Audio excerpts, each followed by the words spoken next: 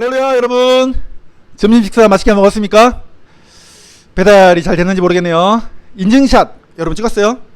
찍었으면은 여기 채팅창에다가 쭉쭉쭉 올려주세요. 저 밥 잘 먹었냐고요? 물어봐줘서 고맙습니다. 밥 맛있게 잘 먹었습니다. 자, 오늘 이제 2강이죠. 빨리 해봅시다. 사도행전 16장 19절에서 24절이고요. 주제는 언박싱 비전입니다. 따라서 해볼까요? 언박싱 비전. 네. 우리가 이제 2강을 시작하면서 우리 아주 간단하게 1장에서 사도행전을 살펴봤잖아요. 그죠? 네, 여러분 기억나요? 369. 예. 3, 13장 1차, 6, 2차, 9, 3차. 그죠? 예. 16장 뭐예요? 2차 전도 여행이 시작됩니다. 드디어 유럽의 첫 성 빌립보로 들어가는 겁니다. 근데 먼저 살펴봐야 될 게 있어요. 6절을 한번 보도록 하겠습니다. 성령 하나님께서 복음을 전하지 못하게 하셔요. 사도 바울 일행은 그래서 어디로 이동합니까? 이 무시아라는 지역에서 비두니아로 가고자 애쓰고 있습니다. 그러자 예수의 영, 성령 하나님이 가지 못하게 막으십니다. 아니, 두 번이나 사도 바울의 길, 복음을 증거하는 사도 바울의 길을 막고 있다고요? 뭔가 좀 이상해요. 그죠? 다른 것도 아니고 복음 전하러 가는데 왜 못 가게 하는 걸까요? 사도 바울은 자신의 생각에 복음을 전하고 싶은 곳이 있었거든요. 그래서 그곳에 가고 싶었어요. 그런데 성령 하나님은 그 길을 막으셨습니다. 그러니까 내가 생각하는 곳에, 내가 원하는 곳에 가는 것을 막으셨다는 거예요. 설령 그것이 복음을 증거하는 길일지라도 성령 하나님의 역사는, 또 성령 하나님의 인도하심은 다른 곳에 있다는 것을 말씀해주고 있습니다. 그래서 사도 바울은 들어와, 뭐라고요? 들어와, 이리로 들어와. 맞아요. 아재개그 죄송합니다. 자, 들어와는 지역으로 이제 내려가요. 웃어주세요. 채팅창에도 이렇게. 그곳에서 환상 중에 마게도냐 사람이 손짓하면서 와서 우리를 도와주세요 라고 하는 것을 보고 됐습니다. 사도 바울은 단번에 그 사람들이 누군지를 알게 돼요. 억양 때문일까요? 전라도 사람이면 뭐단데 얼른 와서 우리를 좀 도와주시자잉. 너무 농후한가요? 아마 이렇게 하지 않았을까. 그래서 금방 알았던 것 같아요. 여러분, 여기서 우리가 발견해야 될 게 뭐냐면 여러분의 삶을 하나님께 맡겨야 된다는 사실이에요. 그리스도인이라는 것은요, 자신의 모든 것을 하나님께 맡기는 삶을 말합니다. 내가 원하는 것, 내가 하고 싶은 것, 내가 필요로 하는 것, 내가 해야 될 것만 같은 그런 모든 것들을 내려놔야 돼. 그래야 비전이 보여요. 비전은 내 앞을 가로막는 나라는 큰 존재를 내려놓을 때 비로소 하나님의 뜻과 계획이 보이기 시작합니다. 여러분의 삶은 성령 하나님 인도하십니다. 성령 하나님이 주권자가 된다는 말씀입니다. 여러분 한번 성령 하나님을 기대해 보십시오. 성령 하나님께 소망을 가져보시길 바랍니다. 하나님께서 여러분을 어떻게 이끌어 가시는지를 주목해서 보시기를 바랍니다. 전도사님, 저는 뭐 소망도 없고 하고 싶은 것도 없는데요. 아주 좋아요. 더 좋아. 내려놓을 게 없잖아 이제. 얼마나 좋아요. 그럴 때 주님이 여러분의 그 빈 그릇에, 비어있는 마음에 하나님의 소망, 하나님의 비전을 주시는 거예요. 할 수 있는 능력을 부어주시는 거예요. 주님의 손이 여러분을 붙들고 가시는 거예요. 그거를 경험하고 체험하는 여러분이 되시길 간절히 바랍니다. 할렐루야. 아멘. 채팅창에 아멘. 네, 기프티콘 날라갑니다. 여러분 잘해주세요. 자, 이제 바울 일행은 마게도냐 사람의 손짓을 보고 와서 도와라는 소리를 듣고 성령 하나님이 이곳에 복음을 증거하라 라고 했다는 것을 믿고 유럽으로 드디어 들어갑니다. 바울이 들어가고 있지만 복음이 들어가는 것이고요, 바울이 들어가고 있지만 예수님이 들어가는 것과 똑같습니다. 빌립보 성에 들어간 사도 바울과 그 일행은 기도처를 먼저 찾아요. 기도로 먼저 시작하고 싶은 것이죠. 여러분의 하루의 시작은 무엇으로 시작합니까? 학교에 들어갈 때, 교실 문을 열고 자리에 앉을 때, 또 학원 자리에 앉아서, 독서실에 앉아서 가장 먼저 뭐 해야 돼요? 기도하길 바랍니다. 하나님의 도심을 구하세요. 하나님의 지혜를 주시도록, 하나님께서 내가 공부하는 것이 결코 사라지지 않는 지식이 되도록 하나님을 부르세요. 예수님을 부르세요. 기도로 시작하세요. 그런 여러분이 되길 바랍니다. 아멘. 언제부터? 네, 오늘부터. 그런데 성령 하나님의 인도하심으로 이제 빌립보 성에 들어갔는데 루디아라는 사람을 만나긴 했어요. 그런데 어려움이 닥쳐요. 귀신 들린 여종이 있었거든요. 그런데 여러 말로 바울을 굉장히 방해하는 거예요. 그래서 바울이 예수 그리스도 이름으로 귀신아 떠나라 이렇게 명령합니다. 그래서 귀신 들린 그 사람은 더 이상 점치는 일을 할 수가 없어요. 점을 통해서 많은 재물을 주인에게 줬거든요. 그래서 주인이 화가 나가지고 관리들한테 고발을 해버렸어요. 그랬더니 사도 바울을 잡아가지고 매를 때리면 22절 보세요. 옷을 찢어벗기고, 아마 여러분들이 영화나 드라마에서 한번 봤을 것 같아요. 기둥에다가 죄인의 묶어놔요. 옷을 벗기고 난 상태에서. 그래서 새 조각이 달린 채찍으로 무섭게 때리면 23절 보면 많이 친 후에라고 되어 있어요.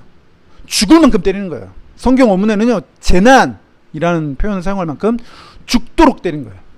아니 이게 뭐예요? 성령 하나님이 가라고 하신 거 아니에요? 그러면 좋은 일이 좀 많이 좀 생기고, 그죠? 믿는 사람들 이미 준비돼가지고 예수 딱만 이야기해도 아멘 아멘 믿고 뭐 이러면 좋잖아요. 좋은 일만 있어야지. 성령 하나님을 따라 여기까지 왔는데, 예수님을 믿으면 행복하고 좋은 일만 가득할 거라고 생각했는데, 이게 무슨 일이냐 이거죠. 여러분 고등학생이잖아요.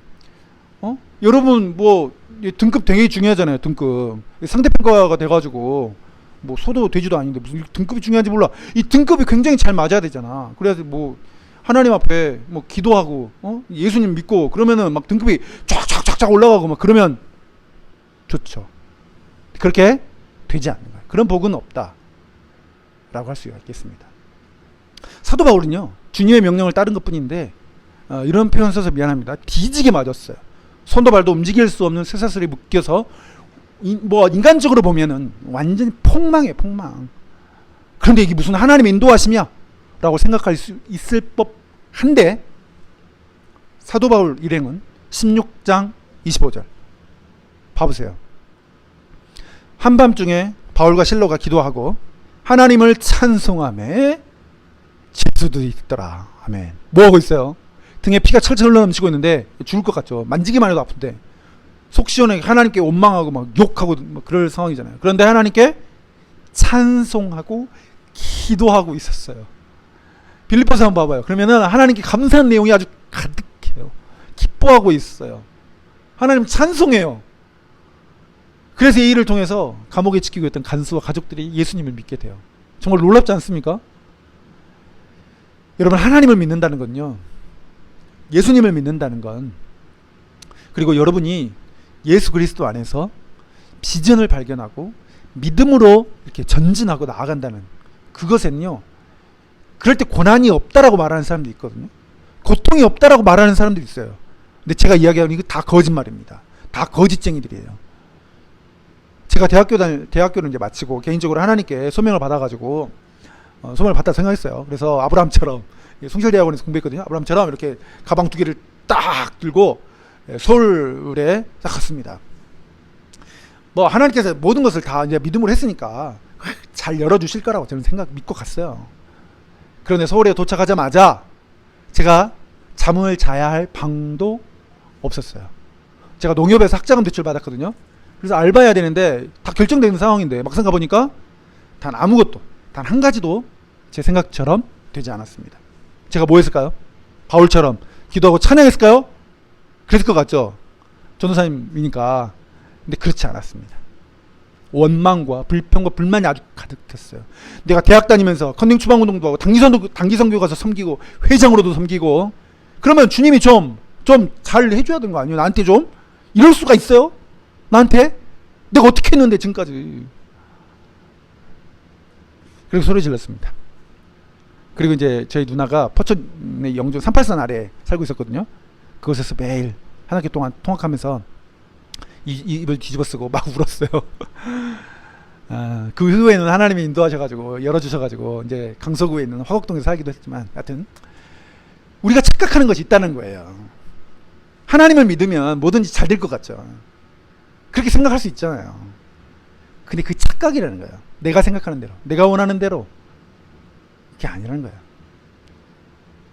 그러니까 잘 안 되면은 하나님이 없는 겁니까? 더 이상 믿음을 갖지 않고 원망과 불평 쏟아진 게 사실 우리잖아요. 저는 여러분에게 말씀드리고 싶어요. 내 뜻대로 가지 말고 하나님의 뜻대로 가길 바랍니다. 바울을 하나님이 그렇게 인도하셨어요. 그것이 비전이에요. 비전은 잔뜩 안개가 깔린 고속도로와 같아요. 가까스로 교통 표지판 하나만 딱 보여요. 그러면 그걸 보고 그냥 가는 거예요. 앞은 안 보여요. 그러나 성령 하나님을 의지하고 믿음으로 이 속도를 멈추지 않고 차박차박 걸어가고 달려가는 거예요. 그것이 비전이고 비전 있는 사람의 모습이라고 저는 생각합니다. 여러분이 그런 비전을 소유한 사람이었으면 좋겠습니다. 여러분의 꿈에 고난과 고통, 힘들고 어려움이 반드시 있을 거예요. 때로는 감당하기 벅차고 또 어려움도 만나게 될 거라고 봅니다. 그럴 때 하나님의 도우심으로 승리하는 경험을 매 순간마다 경험하길 바랍니다. 그리고 하나님을 찬송하길 바라요. 예수님을 믿는 사람, 여러분이 그러니까 예수님을 믿음으로 통해서 여러 가지 고통도 있지만 믿음으로 걸어나갈 수 있는, 이겨내고 헤쳐나갈 수 있는 그런 삶이 되기를 바랍니다. 오히려 이제 직장에 갈 때도 예수님이 단 한 사람도 없는 곳에 가세요. 대학교를 갈 때도 예수님 단 한 사람도 없는 곳에 가세요. 그래야 복음 전하기 쉽잖아요. 둘러보면 예수님 믿어야 될 사람들이 천진데, 그런 삶을 여러분이 살기를 바랍니다. 그런 비전을 소유하는 여러분이 되길 바랍니다. 성령을 의지함으로 승리하는 여러분이 되기를 바라겠습니다. 할렐루야. 우리 기도하고 마치겠습니다. 살아계신 하나님 아버지, 은혜를 감사합니다. 여러 가지 어려움과 고통이 있다 할지라도 우리가 믿음으로 성령을 의지함으로 달려나아갈 수 있는 저희가 되게 해 주시옵소서. 비록 우리 앞에 장애물이 놓여 있다 할지라도 겁내거나 두려워하지 아니하고 하나님을 온전히 믿으며 능히 승리하게 하실 그 하나님을 붙들며 믿음으로 뚫고 나아갈 수 있는 믿음을 저희에게 허락하여 주시옵소서. 비전의 사람, 성령에 사로잡힌 사람 되어지게 역사해 주시옵소서. 예수님의 이름으로 기도합니다. 아멘. 자, 우리 계속해서 이제 우리 수련회 진행합니다.